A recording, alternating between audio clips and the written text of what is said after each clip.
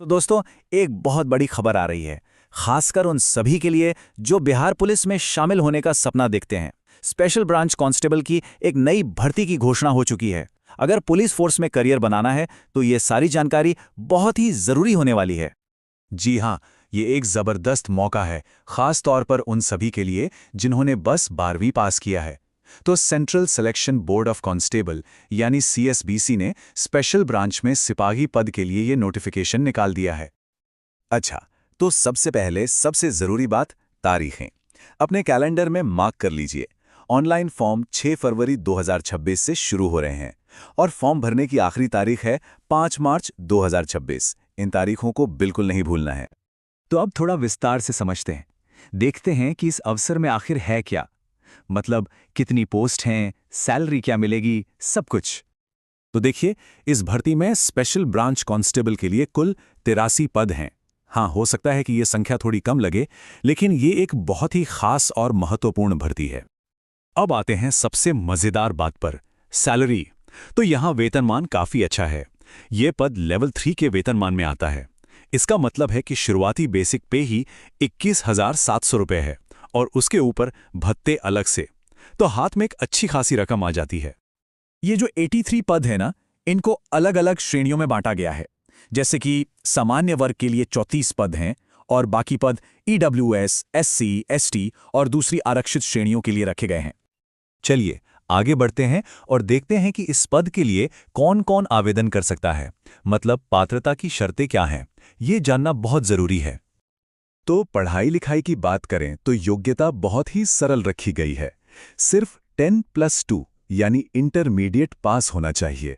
और हाँ, बोर्ड कोई भी हो, मान्यता प्राप्त होना चाहिए। स्ट्रीम से कोई फर्क नहीं पड़ता, साइंस, कॉमर्स, आर्ट्स सब चलेगा। ओके, अब आते हैं आयु सीमा पर। तो देखिए, सामान्य वर्ग के लिए उम्र 18 से 25 साल के बीच होनी चाहिए। और हाँ, जो आरक्षित श्रेणियों से हैं, उनके लिए सरकारी नियमों के हिसाब से उम्र में छूट भी दी जाएगी। एक बहुत जरूरी बात, इस भर्ती में कोई दौड़ या लंबी कूद जैसी चीजें नहीं हैं, लेकिन हाँ, कुछ शारीरिक मानक जरूर हैं, जैसे कि ऊंचाई, सीने की माप और वजन। इन मानकों को पूरा करना अनिवार्य है। उदाहरण के लिए महिला उम्मीदवारों के लिए न्यूनतम वजन 48 किलोग्राम होना ही चाहिए। तो अब सवाल उठता है कि चयन होगा कैसे, क्या प्रक्रिया है। चलिए, परीक्षा से लेकर अंतिम मेरिट लिस्ट तक का पूरा सफर समझते हैं एक एक करके। देखिए, पूरी चयन प्रक्रिया 3 मुख्य चरणों में है।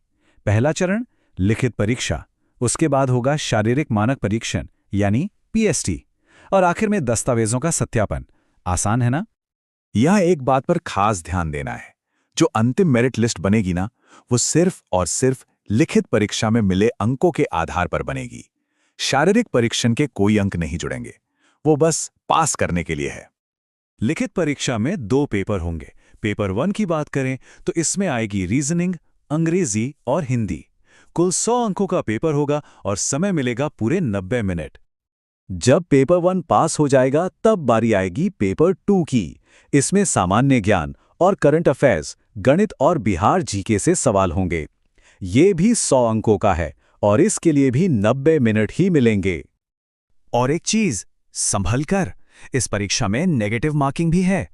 मतलब हर गलत जवाब पर 0.25 अंक काट लिए जाएंगे। तो तुक्के लगाने से पहले 2 बार सोचना पड़ेगा। तो अगर लगता है कि ये अवसर बिल्कुल सही है, तो आइए अब जानते हैं कि आवेदन कैसे करना है। आखिरी चरण क्या है? फॉर्म भरने की फीस की बात करें तो सभी श्रेणियों के लिए बस 100 रुपये रखी गई है। और हाँ, इसका भुगतान ऑनलाइन ही करना होगा।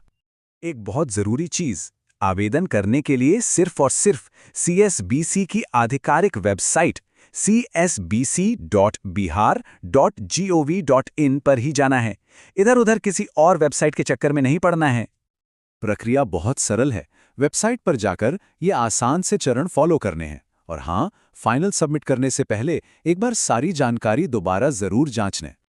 फॉर्म भरने से पहले अपनी एक हाल की पासपोर्ट साइज फोटो और हस्ताक्षर की स्कैन कॉपी तैयार रखें और ध्यान रहे कि वो बताए गए प्रारूप और साइज में ही हो।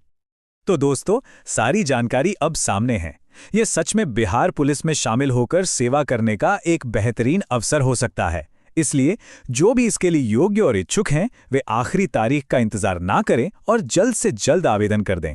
इस वीडियो को लाइक करें, चैनल को सब्सक्राइब करें और अपने दोस्तों के साथ शेयर करना बिल्कुल ना भूलें।